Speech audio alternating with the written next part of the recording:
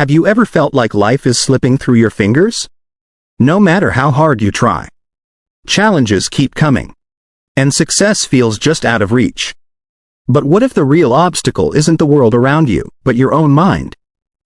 Welcome to Practical Philosophy, where ancient wisdom meets modern life. Here, we uncover timeless philosophical insights to help you navigate struggles, master your emotions, and reshape your reality.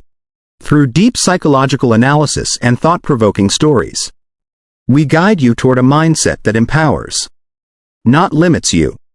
Because in the end, you don't control the world, but you do control how you see it.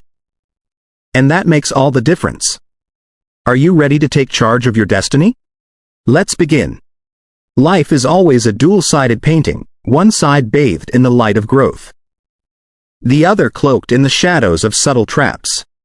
As someone who understands the nature of the human mind and the psychological mechanisms operating within society, I don't just lean toward what is beautiful, I also see clearly the hidden corners that dwell beneath the surface of reality. We witness fragile minds collapsing under adversity, while others stand strong amid the storm. What makes the difference? It's not the circumstances, it's how the mind is managed. Imagine walking into a luxurious restaurant, where everything from the lighting and music to the decor exudes elegance. You've already browsed the menu online, visualizing the perfect meal. But when your steak finally arrives, you quickly notice it doesn't look like the promotional photo. It seems slightly overcooked, the sauce unevenly spread. A whisper of disappointment creeps into your mind, followed by a thought, did I really pay for this? You begin questioning, is this place worth the hype? Was the chef careless? Then, another thought arises, is the real issue the dish itself, or just my expectations? You take a bite. Surprisingly, it's not bad at all, quite refined in its own way. Just not what you had imagined. How many times in life have we allowed distorted expectations to ruin our present experience?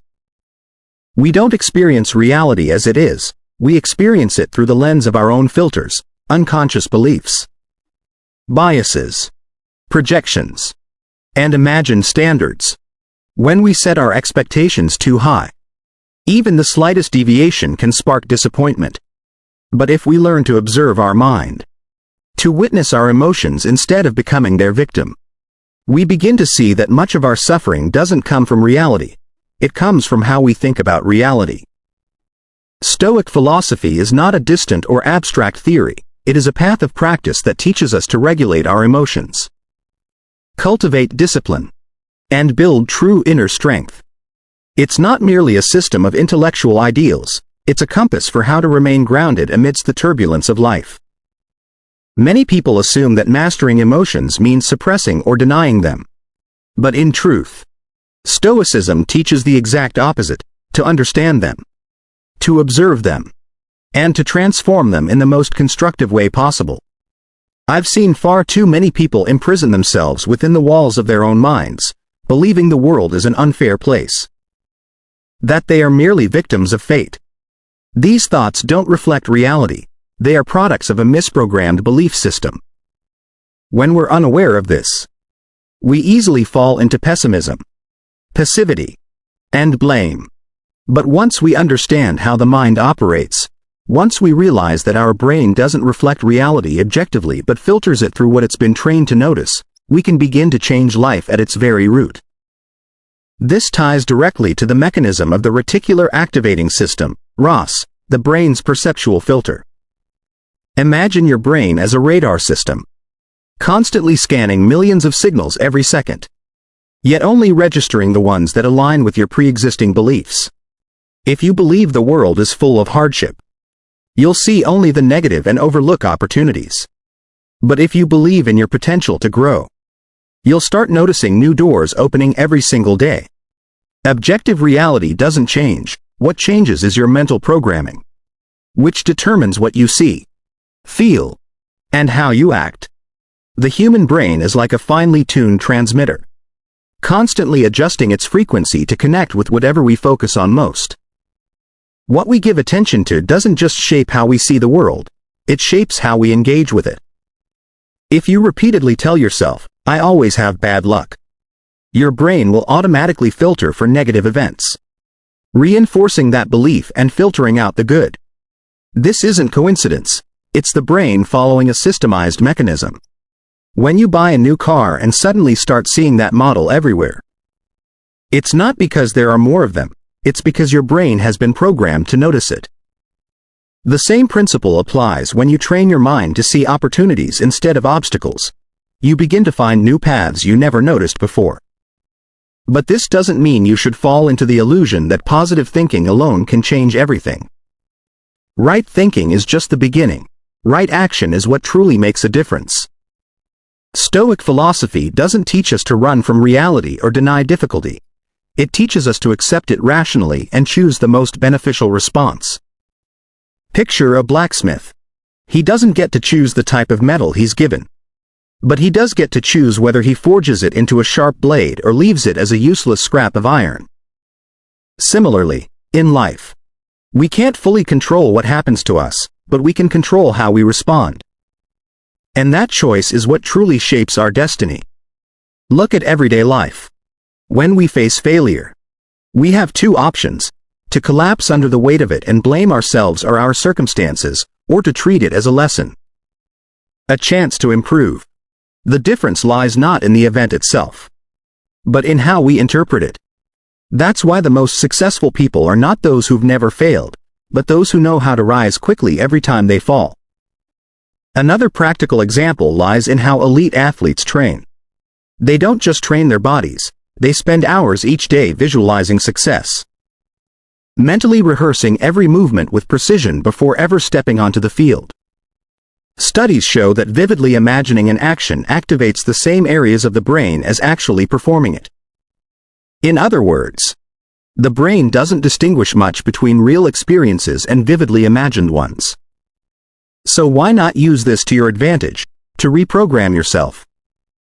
However, building a strong mind requires more than just positive thinking. You need a system of practical training. Start with questions. When facing hardship, instead of asking, "Why is this happening to me?" ask, "What can I learn from this?" When you make a mistake, don't say, "I'm so stupid." Instead say, "What can I do differently next time?" These small shifts don't just change how you think, they slowly reshape how you behave. So what truly makes a person resilient in the face of life's storms? It's the ability to manage emotions and build the right habits. You can't control whether someone cuts in front of you in line, but you can control how you respond. A skilled driver isn't one who avoids potholes, but one who adjusts the steering wheel without losing composure. If you're serious about training your mind, start now. When you feel anger rising, pause and ask yourself, "Will this still matter a week from now?" When facing a challenge, don't see it as a roadblock. See it as a training ground for your inner strength. In the end, success doesn't come from avoiding hardship, it comes from how we face and overcome it. Imagine you are an archer. Before drawing the bow, you don't just stare at the target, you feel every movement in your body. Every breath, every vibration of the string. You vividly picture the arrow in flight, not as a fleeting thought, but as a scenario your brain has rehearsed over and over again. And when the moment arrives, you don't hesitate, you simply act. It's not magic. It's the result of focused, intentional preparation. Similarly, when we clearly visualize success, the brain begins to find ways to bring it into reality. But visualization isn't some vague daydream or wishful thinking. It's a structured process where you consistently train your mind to respond proactively rather than reactively. You don't wait for success to find you. You prepare yourself to meet it. Take, for example, a man named Jake. Jake is a driven salesman. But deep down he believes he's not good enough to persuade clients. Every time he steps into a meeting room, anxiety takes over, sweaty palms, a racing heart, a mind that goes blank. Past failures have convinced him he lacks natural charisma and will never rise above mediocrity. But one day, Jake tries something new. Each morning, he spends 10 minutes visualizing himself walking confidently into the meeting room. He imagines every detail, the solid feel of the floor beneath his feet, the calm, steady gaze he holds as he looks clients in the eye, the warm, firm tone of his voice as he speaks. He repeats this mental rehearsal of a successful negotiation, breath by breath, movement by movement. After a few weeks, something shifts. He enters the room and the fear no longer grips him. His body begins to move according to the script he has ingrained. Jake is no longer just a struggling salesman in his mind. He has already become a professional. And now, his brain is helping him bring that version of himself into the real world. Jake's story is proof of the power of thought. People often think that mastering the mind is something abstract or out of reach. But the truth is, you can reprogram your brain every single day. It doesn't require massive changes or giant leaps. It begins with the smallest of things: how you respond when someone cuts you off in traffic, how you interpret a failure, the words you choose in a difficult conversation. These seemingly insignificant moments are the building blocks of your inner world. When you master your mind, you don't just gain control over your emotions, you gain the power to shape your destiny. Like Jake, when you can clearly see the best version of yourself, the world starts shifting to reflect that vision.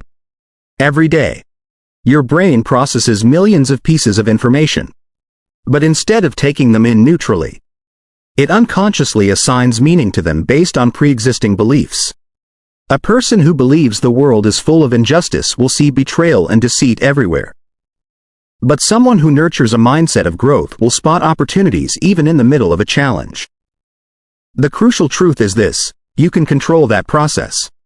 By adjusting your perception, you slowly reprogram your thinking, turning your mind into a powerful tool for living a more meaningful life.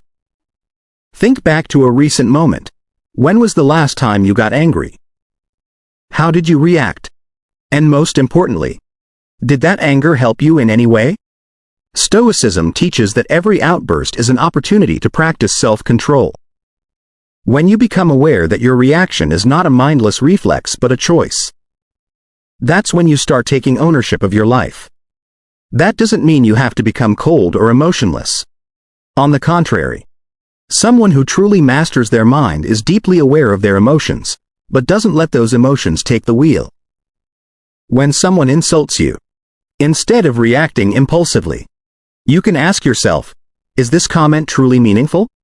Will reacting serve me in any way? Sometimes, just pausing for a single breath and observing instead of reacting can change everything.